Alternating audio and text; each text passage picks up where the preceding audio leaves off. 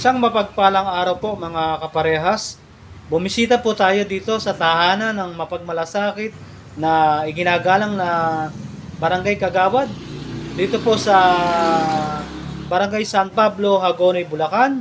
Akin pong ipinakikilala sa inyo ang butihing iginagalang na Barangay Kagawad na si Kagawad Jenny Francisco Evangelista. Good morning po Kagawad. Kumusta na po kayo? Okay naman po, maayos naman po natin nagagampanan ang tungkulin natin sa ating mga kabarangay po dito. Kagawad, excuse me po, ikwento nga po natin kung sino po dati si Kagawad. Ako po ay almost 10 years po akong naglingkod din sa atin na dito sa Barangay San Pablo. Naging mother leader po ako ng almost 10 years.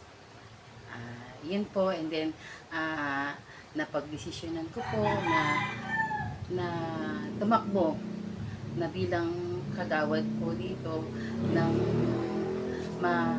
makita po natin yung mga kakulangan po.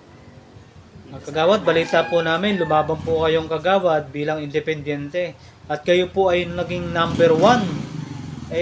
Kumusta lang po ba ang ating mga magagandang accomplishment na po sa barangay? Muli, nagpapasalamat po ako at sa kauna-unahang takbo ko po ay nanalo po ako. Hindi po ako pinabayaan ng mga kabarangay natin, sinuportahan po nila ako. As of now po, maganda naman po yung naging takbo ng ating panunungkulan. Lahat naman po ng mga humihingi ng tulong, kahit paano na nabibigyan naman po natin, at yung sa bilang bawsi din po, kung ano man po yung mga hinaing o mga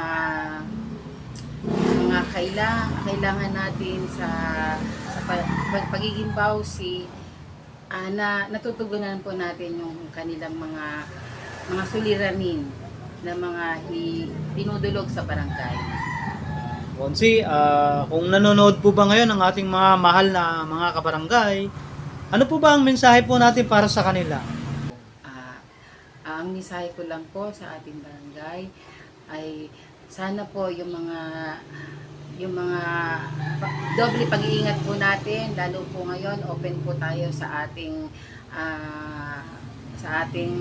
kakasadahan, sa yung mga anak po natin, ingatan po natin na mapahamak dahil malalaki pong truck ang ating dumadating po sa atin, at saka po kaayusan po sa ating barangay.